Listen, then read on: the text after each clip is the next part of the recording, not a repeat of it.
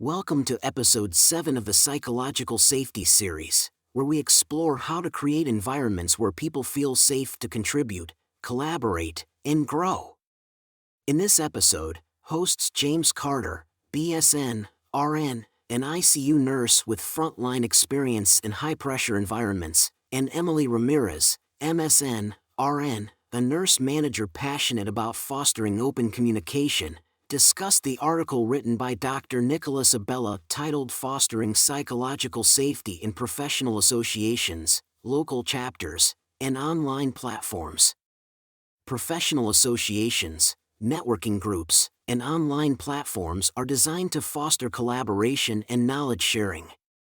But without psychological safety, they can become spaces where only a few voices dominate while others hesitate to speak up due to fear of criticism or exclusion. Have you ever felt hesitant to share an idea in a professional meeting because you were unsure how it would be received? Have you been part of a networking group where participation felt restricted to a select few? Or have you avoided contributing to online discussions because you worried about judgment or backlash? Psychological safety is the foundation of strong professional communities.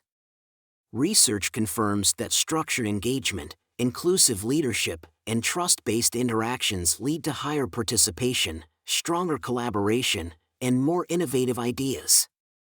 Without it, professionals disengage, hesitate to contribute, or leave these spaces altogether.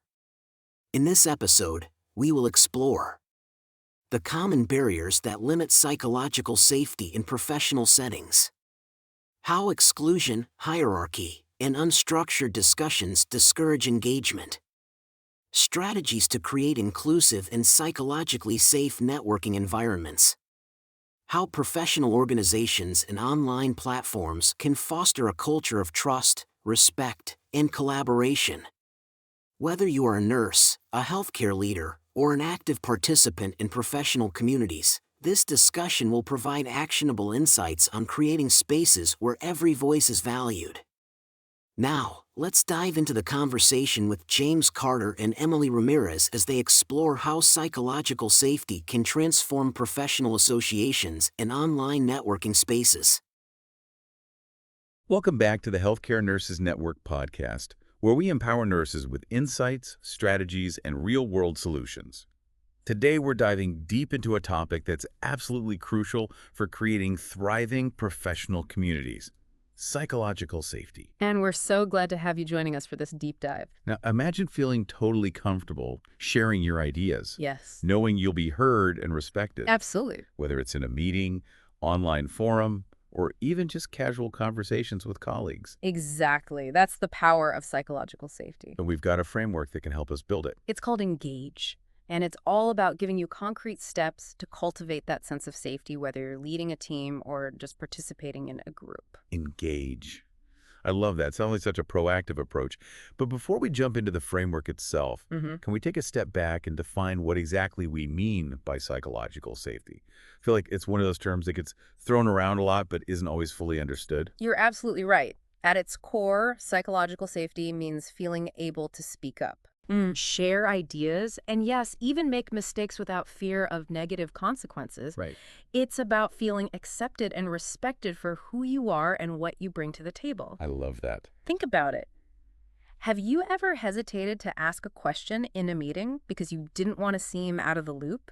Or maybe you had a suggestion for improving a procedure, but held back because you were worried about stepping on someone's toes. Oh, all the time. Those are examples of psychological safety, or rather the lack thereof, playing out in real time. Those examples are so relatable. Yeah. I think we've all experienced those moments of hesitation. And it makes me wonder, what's the cost of not having psychological safety? What's the impact on us as nurses, our teams, and ultimately patient care? The ripple effects are significant. Oh, wow. When psychological safety is absent, people become less engaged, less likely to share innovative ideas, and less willing to collaborate openly. Wow. Mistakes might be swept under the rug instead of learned from. In healthcare, this can have a direct impact on patient outcomes. Think about a nurse who notices a potential medication error but doesn't feel safe speaking up to the physician. Oh, no. The consequences could be serious. Yeah. On the flip side, when nurses feel psychologically safe, they're more likely to actively participate in discussions, Hmm. bring forward creative solutions, and collaborate effectively. Right. This leads to increased job satisfaction, reduced burnout, and ultimately better patient care. It's a win-win for everyone involved. It's almost like psychological safety is this invisible ingredient that makes everything run more smoothly. It really is. It's fascinating. You mentioned earlier that sometimes these safe spaces don't just exist naturally. Right. There are unseen barriers that can get in the way. Yes, unfortunately. What are some common ways professional groups unintentionally sabotage psychological safety? Well, one major barrier is the prioritization of hierarchy over inclusivity. Okay. Picture a nursing association where only senior staff members are given a platform, or where feedback is only allowed to flow downhill. Right. This dynamic can stifle new perspectives and create a real sense of exclusion for nurses who are earlier in their careers or who hold different roles within the healthcare system. Or absolutely. Yeah. It creates this unspoken rule that you have to pay your dues before your voice is truly valued. Exactly. It's so disheartening. What are some other ways we might be inadvertently creating those barriers? Another big one is the lack of structured engagement, especially in meetings or group discussions. Okay. Think about a local chapter meeting that's essentially a free-for-all, with no clear guidelines or facilitation. Right. The most outspoken individuals tend to dominate the conversation while others fade into the background. Yeah. Not everyone thrives in that kind of environment. It can be especially challenging for introverted personalities or those who come from cultures where speaking up directly is not the norm. It's like the opposite of that saying, a rising tide lifts all boats. In this case, the lack of structure ends up leaving some folks stranded. It makes me think about online forums, too. Those can be a fantastic way to connect with colleagues, but also a breeding ground for negativity if they're not managed well. Absolutely. Online platforms have incredible potential for building community and sharing knowledge, but they can easily become a source of anxiety if there's a lack of clear guidelines and moderation. Imagine a nurse posting a question in a forum only to be met with dismissive replies or condescending comments. Oh, the worst. That kind of interaction can quickly shut down any further desire to participate or share different viewpoints. It's like the internet equivalent of a cliquey lunch table in high school. Yeah. And nobody wants to feel like they're back in that environment. So how do we combat these barriers and actually start cultivating psychological safety in our professional communities? That's where the Engage framework comes in, right? Exactly. Engage gives us a roadmap, a set of actionable strategies to build those safe and inclusive spaces we're talking about. And the best part is it's applicable whether you're a leader, a team member, or just someone who wants to see positive change in their professional community. Okay, I'm ready to dive in. Let's break down each pillar of Engage and give our listeners some tangible takeaways they can start implementing right away. What's the first step on our Engage journey? The first step is E, which stands for Establish Inclusive Leadership. This isn't just about holding a leadership title. Okay. It's about creating an environment where every voice is valued and every contribution is acknowledged. That sounds like a refreshing shift from the traditional top-down leadership models. Yeah. How do we practically go about establishing this inclusive leadership you're talking about? One very practical strategy is to rotate meeting facilitators. Okay. This ensures that leadership isn't confined to a select few and gives everyone a chance to step up and guide the conversation. That's a simple but brilliant idea. It helps distribute the responsibility and gives everyone a chance to hone their leadership skills. What else can we do to foster inclusive leadership? Another key strategy is to actively invite new voices to the table, literally and figuratively. In meetings, make an effort to seek out those who haven't spoken up and create space for them to share their thoughts. Right. This might involve asking directly for their perspective or using techniques like round-robin sharing to ensure everyone has a turn. And equally important, make a point of publicly acknowledging contributions from all levels of experience. Yes. This demonstrates that every voice matters and helps to level the playing field. It's about creating a culture where everyone feels empowered to contribute, regardless of their seniority or title. It reminds me of that saying, none of us is as smart as all of us. Absolutely. We're truly stronger when we harness the collective wisdom of the group. Yeah. And it seems like these same principles could apply to online platforms as well. Absolutely. In online forums, moderators can play a crucial role in establishing inclusive leadership by actively seeking out diverse perspectives, highlighting contributions from newer members, and ensuring that discussions are respectful and inclusive. So it's not just about having a be nice policy. Right. It's about actively shaping the culture of the online space to be truly welcoming and inclusive. Okay, we've explored the E for established inclusive leadership. What's the next step in building psychological safety through the Engage framework? The next step is N for normalize constructive feedback. This pillar is all about shifting from a culture of criticism to a culture of growth. I like that. Instead of viewing feedback as something to be feared or avoided, we want to reframe it as a valuable tool for learning and improvement. I think a lot of us have baggage when it comes to feedback. Oh, for sure. It can be hard to separate our work from our sense of self-worth. Yeah. How do we start normalizing feedback in a way that feels genuinely constructive and supportive? It starts with the language we use. Instead of pointing out flaws or mistakes, focus on framing feedback in a way that helps people grow and develop. For instance, instead of saying, "This idea won't work," try saying, "I'm curious about how we could adapt this idea to better address X challenge." It's a subtle shift, but it makes a world of difference in how the feedback is received. That's a great example. It feels so much less like an attack Right. and more like a collaborative brainstorming session. Are there any other techniques we can use to make feedback feel less threatening and more constructive? One powerful tool is to establish a no dismissal policy within teams and organizations. Okay. This means that every idea, no matter how unconventional or seemingly off the wall, is acknowledged and given thoughtful consideration. I love that. It creates a space where people feel safe to brainstorm freely without the fear of being immediately shut down. It fosters a sense of curiosity and exploration, which is essential for innovation. Any other tips for normalizing constructive feedback?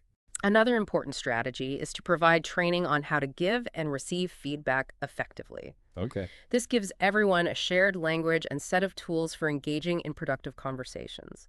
When everyone is on the same page about what constitutes constructive feedback, it becomes less about personal opinions and more about a shared commitment to growth and improvement.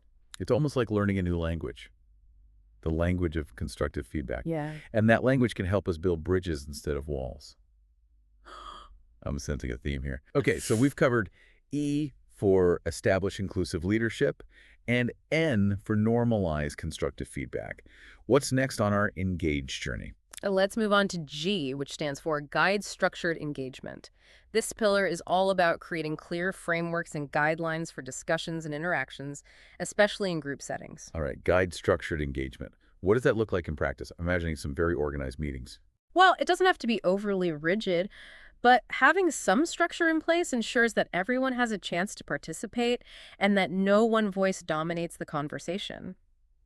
A simple but effective technique is to use round-robin participation in meetings. Oh, okay. This means going around the room and giving each person a designated opportunity to share their thoughts, even if it's just a brief comment. That's a fantastic way to ensure everyone's voice is heard, especially those who might be hesitant to speak up in a larger group setting. Yeah. It reminds me of those old school icebreaker activities where everyone had to share something about themselves. Exactly. And it can be adapted to fit different contexts. Okay. For example, in online forums, moderators can use techniques like posing specific questions, creating themed threads, or even setting time limits for responses to encourage diverse participation and prevent any one individual from hijacking the conversation. It's about creating that sense of balance and ensuring that everyone feels like their contribution is valued.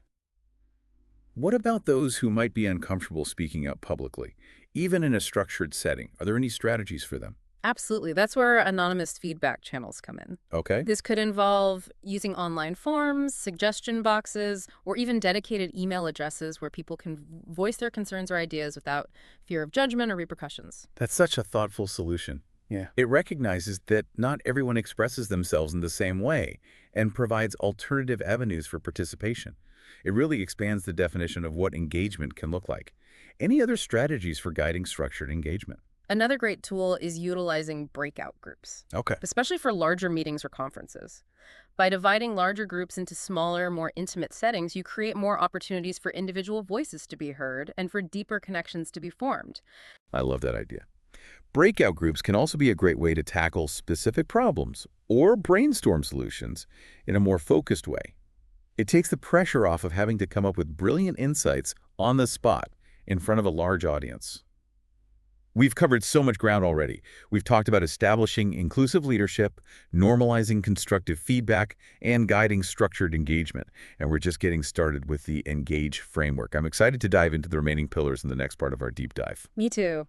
We'll be back after a quick break to explore how to amplify underrepresented voices, generate meaningful online engagement, and encourage safe knowledge sharing. Stay tuned. I can't wait. See you then. And we're back. We're diving deep into the Engage framework. A powerful tool for building psychological safety in our professional communities. And we've covered the first three pillars: establish inclusive leadership, normalize constructive feedback, and guide structured engagement. Those three pillars feel like such a strong foundation. Yes. For creating that sense of belonging and openness. It makes me wonder what happens when we build on that foundation.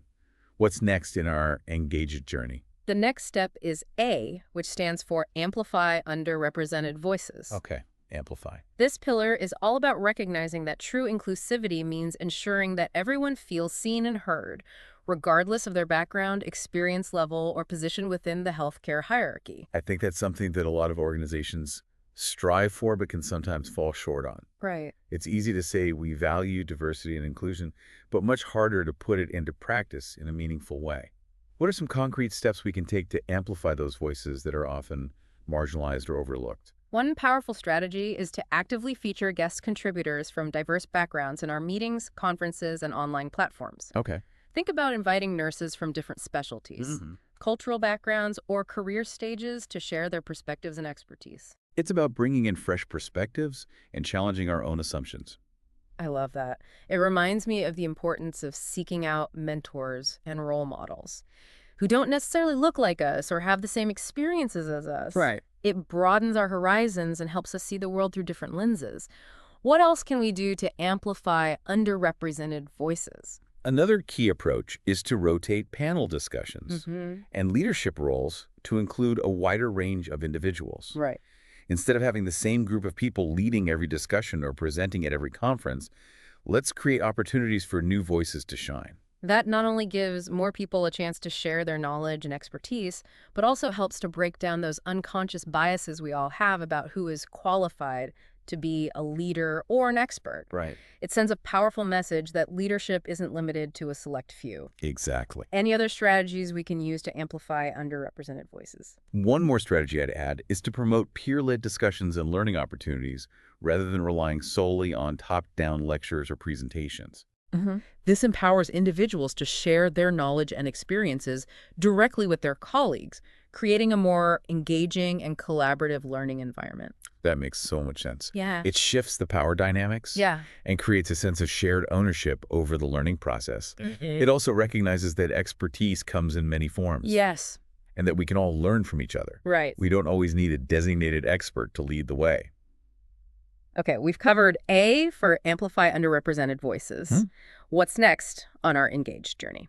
Let's move on to G, which stands for Generate Meaningful Online Engagement. Okay. This pillar recognizes the increasing importance of online platforms in building professional communities and connecting with colleagues. But as we touched on earlier, these digital spaces require a different approach to fostering psychological safety. It feels like online communication, especially in the professional sphere, can be a bit of a minefield. It can be. And it's so easy for things to be misconstrued or taken out of context. How do we create those safe and supportive online communities that truly encourage meaningful engagement? It starts with setting clear community guidelines that promote respectful communication, constructive feedback, and inclusivity. These guidelines should be prominently displayed and regularly reinforced so that everyone understands the expectations for online behavior. It's like setting the ground rules for how we interact with each other online. Right, exactly. It creates a sense of predictability and accountability. But guidelines alone aren't enough, right? How do we ensure they're actually being followed? That's where moderation teams come in. Okay. They play a crucial role in addressing any dismissive interactions or harmful behavior that might arise in online discussions. It's not about censoring opinions or stifling debate. Right. It's about ensuring that everyone feels safe to participate without fear of harassment or judgment. It's about creating a culture of respect where everyone feels comfortable expressing themselves authentically. What else can we do to generate meaningful online engagement beyond setting guidelines and moderating discussions. It's also important to focus on creating engaging and interactive content that encourages meaningful conversations. Mm-hmm. Think about using polls, quizzes, or discussion prompts to spark dialogue and get people thinking critically about the topics at hand. Those are great ideas. It's about making online platforms feel more like dynamic communities Yes. and less like static bulletin boards. Mm-hmm. We want people to feel excited to participate, not overwhelmed or intimidated. Right. And I imagine that sense of excitement and engagement leads to more knowledge sharing, more collaboration, and ultimately a stronger sense of community. Absolutely. When we generate meaningful online engagement, we extend the reach of our professional communities far beyond the confines of physical meetings or conferences. It allows us to connect with colleagues across geographical boundaries and time zones, creating a truly global network of support and collaboration. It's incredible to think about the possibilities. Yeah. Okay, so we've covered G for generate meaningful online engagement. What's the final pillar of the Engage framework? The final E stands for encourage safe knowledge sharing. Okay, safe knowledge sharing. This pillar recognizes that knowledge is our most valuable asset as professionals, and that sharing that knowledge openly and freely is essential for growth, innovation, and improved patient care. However, fear of judgment or rejection can often hold us back from sharing what we know. I think we've all been there. Oh, yeah. We might have a great idea or a valuable insight, but we hesitate to share it because we're worried about what others will think or how it will be received. Right. It's especially challenging in healthcare, where the stakes can feel so high. What are some ways we can create a culture where knowledge sharing is seen as a valuable and safe practice? One powerful approach is to promote co-learning models, where knowledge is shared collaboratively rather than dictated from a position of authority. This might involve setting up peer-to-peer mentoring programs, creating study groups focused on specific topics, or even just organizing informal knowledge cafes where colleagues can gather to discuss challenges and share solutions in a relaxed and supportive environment. I love the concept of co-learning. It creates a sense of shared ownership and empowers everyone to contribute their unique expertise. It also recognizes that learning is an ongoing journey, and that we can all benefit from each other's experiences and perspectives. Yeah. What else can we do to encourage safe knowledge sharing? Another key strategy is to implement recognition programs that reward active contributors and celebrate the sharing of knowledge. Okay. This might involve highlighting individuals in newsletters, showcasing innovative projects at conferences, or even offering small tokens of appreciation for those who go above and beyond to share their expertise. Those are great ideas. It's about creating a positive feedback loop, Right. where knowledge sharing is not only encouraged but actively celebrated. It sends a powerful message that sharing what we know is valued and appreciated. Any other tips for encouraging safe knowledge sharing? One final point I'd emphasize is the importance of shifting from a culture of competition to one of collaboration. Okay. This means emphasizing the importance of teamwork, celebrating collective successes, and creating opportunities for colleagues to support each other's professional growth. That's such an important point. When we view each other as allies rather than competitors, we create a much more supportive and encouraging environment for knowledge sharing. Yes. It's about recognizing that we're all on the same team, working towards the same goal of providing excellent patient care. Exactly. We're stronger together than we are apart. Exactly. And when we encourage safe knowledge sharing, we unlock a wealth of expertise and experience within our professional communities. This leads to better patient care, increased innovation, and a stronger sense of collective purpose. It's a win-win for everyone involved. This has been such an incredible journey through the Engage framework. I feel like I have a much deeper understanding of psychological safety and the practical steps we can take to create it in our professional communities. Yeah. But before we wrap up, I'm curious to hear your thoughts on something.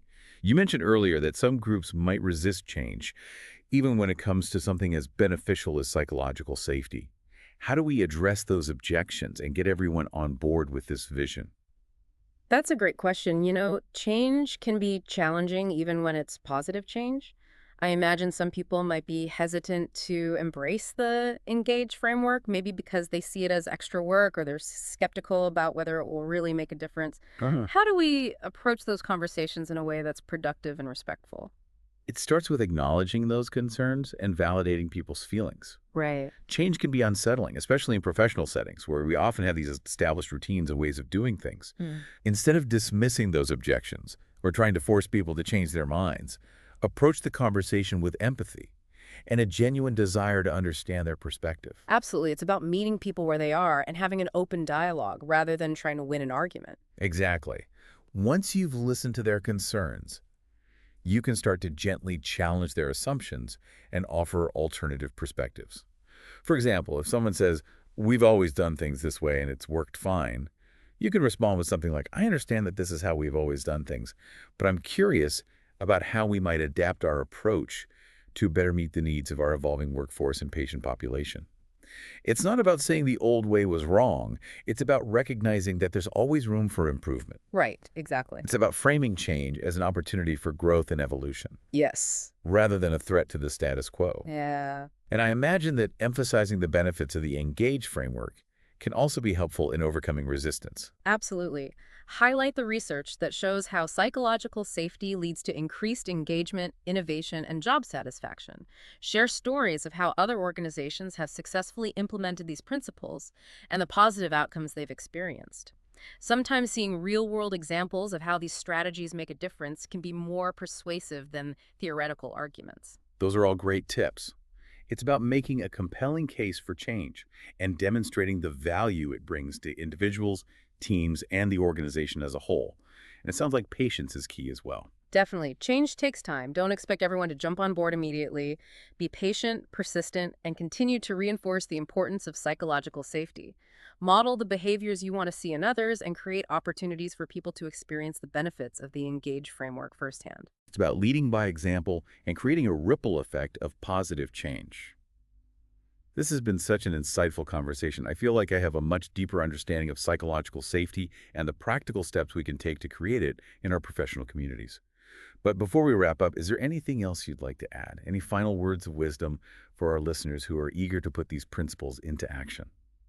I'd just like to reiterate that creating psychologically safe environments is an ongoing process. It's not a one-time event. Right. It requires a commitment to continuous learning, reflection, and adaptation. We're all on this journey together, and we can learn from each other's successes and challenges along the way. Beautifully said. So as we bring this deep dive to a close, what's one specific action our listeners can take today to start putting these principles into practice? Well, I'd encourage everyone to think about one professional association, local chapter, or online platform where they'd like to see improvement in psychological safety. Then choose one strategy from the Engage framework to implement. It could be as simple as speaking up more in meetings, suggesting a new approach to feedback, or promoting diverse voices in online discussions. Even small actions can make a difference. That's a great call to action. And remember, you don't have to do this alone. Reach out to your colleagues, mentors, or even us here at the Healthcare Nurses Network for support. We're all in this together. And for even more resources and support, be sure to visit our website at healthcarenurses.net and download our Nurses Link Up app on Apple and Google Play.